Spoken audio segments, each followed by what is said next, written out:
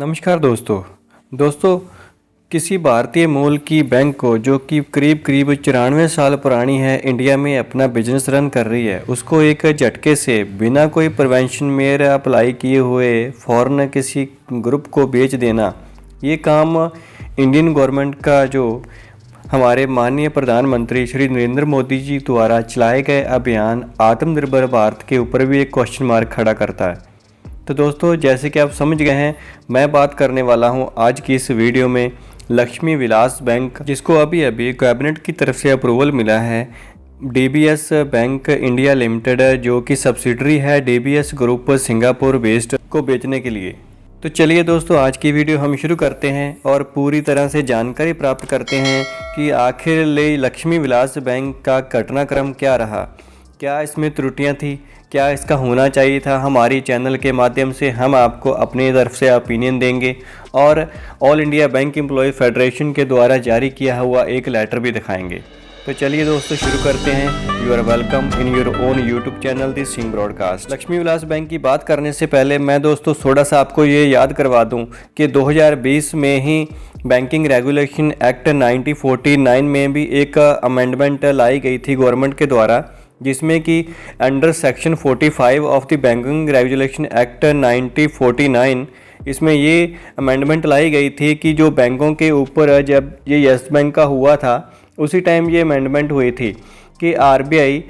अगर किसी बैंक के ऐसी कंडीशंस होती है तो उसमें मॉरिटोरियम पीरियड अप्लाई करती है। उसके बाद उसको कुछ रिकंस्ट्रक्शन या फिर अमलगमेशन के द्वारा उसको रिकंस्ट्रक्ट किया जाता है, जो कुछ प्रिवेंशन मेयर लाए जाते हैं। लेकिन इस बिल में ये अमेंडमेंट ये हुई थी कि अंडर सेक्शन 45 कि जब कोई ऐसी किसी दुविधा आती है किसी बैंक के ऊपर, उसको ख़त्म होने के कगार पे पहुंच जाती है, उसके बाद आरबीआई डायरेक्ट उसके ऊपर मॉरिटोरियम पीरियड अप्लाई ना करके सीधा उसको प्रिवेंशन मेयर को अप्लाई ना करके रिकंस्ट्रक्ट कर देती है, जहाँ उसको मर्जर कर देती है, कुछ भी कर सकती है without imposing any moratorium period. And इसी के साथ इसी अमेंडमेंट बिल में, बैंकिंग रेगुलेशन बिल में ये भी ऐड किया गया था कि आरबीआई कोऑपरेटिव बैंक के ऊपर भी अभी निगरानी रखेगी। पहले जो कोऑपरेटिव बैंक होती थी स्टेट गवर्नमेंट के अंडर होती थी, लेकिन अब इनके सीएमडी का या फिर इनकी मैनेजमेंट का चुनाव करना, उनको एक ही झटके से बदलना, ये आरबीआई ने अपने अंडर ले लिया है इस बिल के पास होने के बाद। तो चलिए दोस्तों, आज की हम बात शुरू करते हैं। मैं आपको रेफरेंस देना चाहूँगा all India bank employee association के द्वारा जारी किया हुआ 25 नवंबर 2020 का एक लेटर, जो कि संबोधन किया है हमारे माननीय नेता श्रीमती निर्मला सीतारमण जी को, honourable minister of finance government of India.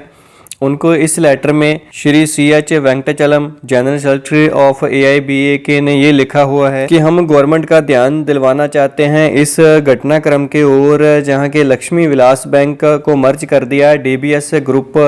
Singapore based जो कंपनी है। इसमें बिना कोई प्रिवेंशन मेयर चालू किए, बिना इसकी ये देखे हुए कि आखिर इस बैंक में हुआ क्या, ये क्यों बैंक एक ही झटके से अपने ख़त्म होने के कगार पे पहुंच गई। दोस्तों, लक्ष्मी विलास बैंक है ये कि 94 साल से इंडिया में अपना बिजनेस रन कर रही है। 1926 में इसकी शुरुआत हुई थी और करीब 90-91 साल से इसका बहुत ही अच्छा बिजनेस प्रॉफिटेबिलिटी में हो रहा था। लेकिन पिछले 3 साल से इसके बिजनेस में लॉस दिखना शुरू हो गया, और ये लॉस इसलिए दिखना शुरू हुआ क्योंकि कॉरपोरेट लोन जो किए थे, जिनकी पहले से ही बैड अटेंशन थी कुछ बारोअर्स की, उनकी इंटीग्रिटी ख़राब थी, लेकिन उनको जहाँ उनके संबंधियों को, सगे संबंधियों को बड़ी अमाउंट में लोन दिए गए। उसके बाद लक्ष्मी विलास बैंक को लॉस शुरू हो गया। और दोस्तों, जैसे कि आप जानते हैं, ये जो कॉरपोरेट सेक्टर की बड़ी अमाउंट के करोड़ों में लोन होते हैं, ये लोन करने वाले कोई एक आम मैनेजर स्केल 1, 2, 3, 4 के मैनेजर तो नहीं होते, ये कोई एग्जीक्यूटिव लेवल पे लोन पास होते हैं। लेकिन टॉप ऑफिशियल के ऊपर जिनमें ये खराबी थी, उसमें कोई भी रिजर्व बैंक के द्वारा टाइमली एक्शन नहीं लिया गया, और इन इश्यूज़ को अनआंसर्ड हैं कि आखिरकार वो कौन से बैंक ऑफिशियल्स हैं टॉप लेवल के या फिर कोई निचले लेवल के, जिनके कारण यो वो लोन ख़राब हुए हैं, जिनके कारण बाज बैंक की ये हालत हुई है। इस बारे में कोई भी इंक्वायरी, कोई भी प्रिवेंशन मेयर अप्लाई करने की बजाय, ये पता करने की बजाय सीधा ही आरबीआई ने कैबिनेट से ये मंजूरी भी ले ली कि इसको डीबीएस बैंक इंडिया लिमिटेड जो कि सब्सिडरी है और डीबीएस ग्रुप सिंगापुर की, उसको बेच दिया जाए। और उसके बाद दोस्तों हैरानी की बात ये है कि डीबीएस ग्रुप जो सिंगापुर बेस्ड कंपनी है वो इसको सस्ते भाव में तो छोड़ो, ज़ीरो वैल्यू पे ऊपर खरीद रहा है। दोस्तों इंडिया में बैंक का फ्यूचर है, बैंक की जो स्थिति है वो ख़राब होने की ये कोई नई घटना नहीं है। करीब करीब 1940s और 1950s के आसपास भी बहुत सारी बैंक ऐसे ही लॉस में गई थी और उसके बाद गवर्नमेंट ऑफ इंडिया के द्वारा जो मौजूदा सरकार थी उस टाइम उन्होंने उनको नेशनलाइज कर दिया काफ़ी सारी बैंकों को, उनको बचाने के लिए। लेकिन आजकल क्या होता है कि अगर कोई बैंक ख़राब हो रही है या लॉस में जा रही है तो उसको बेच देते हैं, लेकिन पहले ये परंपरा थी कि उसको अपनी गवर्नमेंट अपने हाथों में ले लेती थी। तो दोस्तों इस सर्कुलर में 10 पॉइंट दिए गए हैं all India bank employee association के द्वारा। इन 10 पॉइंटों में गवर्नमेंट से आखिर क्या पूछा गया है, तो चलिए जाते हैं इसके फर्स्ट पॉइंट के ऊपर। इसके पहले पॉइंट में दोस्तों ये मेंशन किया गया है कि लक्ष्मी विलास बैंक को डीबीएस ग्रुप इंडिया लिमिटेड के साथ जो मर्ज कर दिया गया है और गवर्नमेंट की तरफ से भी इस स्कीम को अप्रूवल मिल चुकी है, लेकिन विदाउट एनी कंपनसेशन के इसको मर्ज क्यों किया गया। उसके बाद दूसरा पॉइंट ये आता है कि जो लक्ष्मी विलास बैंक है उसकी करीब करीब 560 ब्रांचों का नेटवर्क है इंडिया में और 960 के करीब एटीएम है और 20 लाख के करीब लक्ष्मी विलास बैंक के कस्टमर हैं उनके पास। और clearly backdoor entry to the foreign bank company into Indian system market. लेकिन डीबीएस ग्रुप की करीब करीब 35 ब्रांचें हैं इंडिया में, तो डीबीएस ग्रुप के लिए एक तरह का ये तो एक बहुत बड़ा बोनांजा हो गया उनके लिए कि इतना बड़ा नेटवर्क बना बनाया एटीएम, बनी बनाई ब्रांचें उनको बिल्कुल ज़ीरो वैल्यू पे मिल चुकी हैं। तो दोस्तों तीसरे पॉइंट में भी ये लिखा गया है कि आरबीआई ने जो इसके स्टेक होल्डर हैं, शेयर होल्डर हैं, उनकी चिंता किए बिना कि उनको कुछ नहीं मिलेगा, बिल्कुल फ्री में ही लक्ष्मी विलास बैंक को किसी फॉरेन एंटिटी को सौंप रहे हैं। फोर्थ पॉइंट में ये लिखा हुआ है कि एज़ पर दी मीडिया रिपोर्ट जो डीबीएस ग्रुप है वो 2500 करोड़ की एक कैपिटल अपनी सब्सिडरीज हैं जो इंडिया में, उनमें डालने की कोशिश कर रहा है। और क्यों इसमें डाल रहा है कि enhance for the capital to absorb the Lakshmi Vilas bank.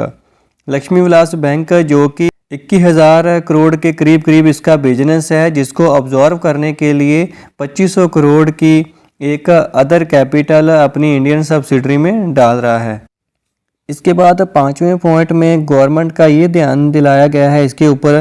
कि करीब करीब 20,000 करोड़ के लोन हैं लक्ष्मी विलास बैंक में और 20,000 करोड़ में से 4,000 करोड़ का ग्रॉस एनपीए है बैंक का और 4,000 करोड़ में से भी करीब 1,400 करोड़ है जो कि नेट एनपीए है लक्ष्मी विलास बैंक का। और इनके ऊपर कोई बहुत ही अच्छी प्रोविज़न करने की ज़रूरत नहीं पड़ रही, क्योंकि इनकी जो सिक्योरिटीज़ हैं, जो लोन ख़राब हो चुके हैं, उनको भी ड्यू कोर्स में रिलाइज़ किया जाएगा। लेकिन इस देखा जाए तो नेट इफेक्ट जो कि बुरे लोन हो चुके हैं लक्ष्मी विलास बैंक के, उनका बहुत ही मार्जिनल इफेक्ट होगा।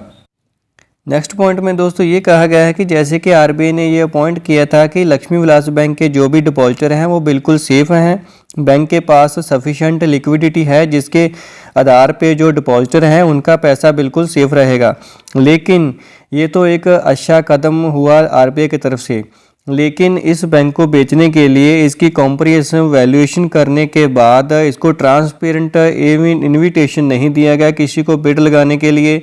जैसे कि आजकल बातें चल रही हैं, दूसरी जो पब्लिक सेक्टर की बैंकें हैं उनको कॉरपोरेट सेक्टर को बेचने के लिए ऐसा कोई भी बिड नहीं लगाई गई कि कोई इंडियन कंपनी उसको खरीद सके। इसी पॉइंट में भी यही पूछा गया है कि आखिर आरबीआई ने ऐसा कोई प्रोसेस फॉलो क्यों नहीं किया। दोस्तों इसके 7वें पॉइंट में इस सर्कुलर में यही कहा गया है कि मैं आपसे पहले ही शुरुआत में ही इस वीडियो के कह चुका हूँ कि 1961 के बाद जब बैंकों का 1969 में नेशनलाइजेशन हुआ था, करीब करीब उसके बाद भी 30 पब्लिक सेक्टर बैंक हैं जिनका मर्जर हुआ है आज की डेट तक। लेकिन इसके बाद अगर देखा जाए तो पिछले 60 सालों में ऐसा कोई भी घटना नहीं हुई जिसमें किसी इंडियन बैंक को किसी फॉरेन बैंक को बेच दिया गया हो। लेकिन अगर हम अपनी इंडियन बैंक को, जो कि इंडियन ओरिएंटेड कोई बैंक है, उसको हम किसी फॉरेन कंपनी को, फॉरेन ग्रुप को बेच रहे हैं, तो यही एक क्वेश्चन मार्क खड़ा करता है हमारे माननीय प्रधानमंत्री श्री नरेंद्र मोदी जी द्वारा चलाए गए अभियान आत्मनिर्भर भारत के ऊपर। एक तरफ से तो हम कह रहे हैं कि हमें इंडिया में आत्मनिर्भर बनना है, इंडिया को आत्मनिर्भर बनाना है, लेकिन हम अपनी ही धरोहर जो कि पिछले 94 साल से इंडिया में काम कर रही है बहुत अच्छी तरह से, उसको हम एक झटके से ही किसी फॉरेन ग्रुप को बेच देते हैं, और वो भी फ्री में। 208वें पॉइंट में फिर यही बात कही गई है इसी सर्कुलर में कि एक इंडियन बैंक को फॉरेन बैंक के हाथों में देके आरबीआई एंड गवर्नमेंट ने भारतीय बैंक के जो कस्टमर हैं उनकी किस्मत को किसी फॉरेन बैंक के हवाले कर दिया है कि अब तो फॉरेन बैंक जाने, फॉरेनर जो ग्रुप है सिंगापुर बेस्ड डीबीएस, वो जाने कि लक्ष्मी विलास बैंक के कस्टमर को क्या करना है। दोस्तों, इस सर्कुलर के 9th पॉइंट में यही दोबारा इम्पोज किया हुआ है कि आरबीआई के ऊपर कि अगर एक RBI and government of India आज तक इंडियन बैंक के जो भी पब्लिक सेक्टर बैंक ही उनकी सोल्यूशन करती रही हैं उनके प्रॉब्लम्स का। फॉर एग्जांपल अभी अभी जैसे इसी साल में येस बैंक के ऊपर हुआ था, we have seen in case of the Yes Bank the swift manners in which the RBI and government found alternative method of the capitalisations. अगर येस बैंक में कैपिटल को इंजेक्ट करके बहुत ही अल्टरनेटिव मेथड हैं गवर्नमेंट के पास, तो इसी तरह के कुछ alternative method Lakshmi Vilas bank के ऊपर अप्लाई क्यों नहीं किए गए, क्यों उसको सीधा मॉनिटरिंग पीरियड लगाने के बाद साथ ही साथ डीबीएस ग्रुप को बेच दिया गया है। तो दोस्तों, इस सर्कुलर में 10th पॉइंट में दोबारा ये बोला गया है कि Lakshmi Vilas bank is an institution for long standing since 1926। It has deep community links and a unique culture. लेकिन आरबीआई और गवर्नमेंट ऑफ इंडिया को इसको मर्जर करने से पहले, इसको बेचने से पहले ये तो सोच लेना चाहिए था कि इतने 1926 से ये बैंक इंडिया में बिजनेस कर रही है और इसकी अपने कस्टमर के साथ बहुत ही पुराने और गहरे लिंक बने हुए हैं। लेकिन आरबीआई और गवर्नमेंट ऑफ इंडिया के इस फैसले को और कैबिनेट से मंजूरी मिलने के बाद हमें तो ऐसा ही लग रहा है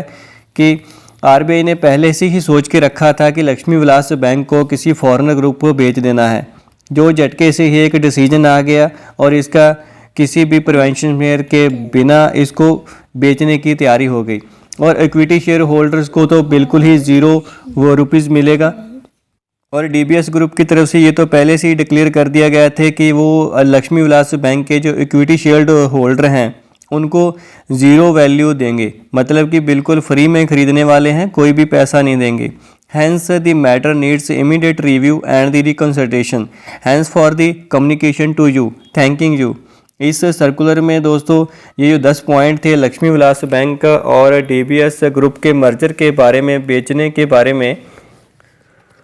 वो मैंने आपसे डिस्कस किए और अपने चैनल के माध्यम से अपने ओपिनियन दिया। तो दोस्तों, हमने अपना ओपिनियन दिया इस सर्कुलर के माध्यम से। आपके इस सेल के बारे में क्या विचार हैं, हमारी इस वीडियो के नीचे दिए गए कमेंट सेक्शन में अपना कमेंट करके ज़रूर बताइएगा। And also subscribe our YouTube channel the Singh broadcast. Thank you for watching this video.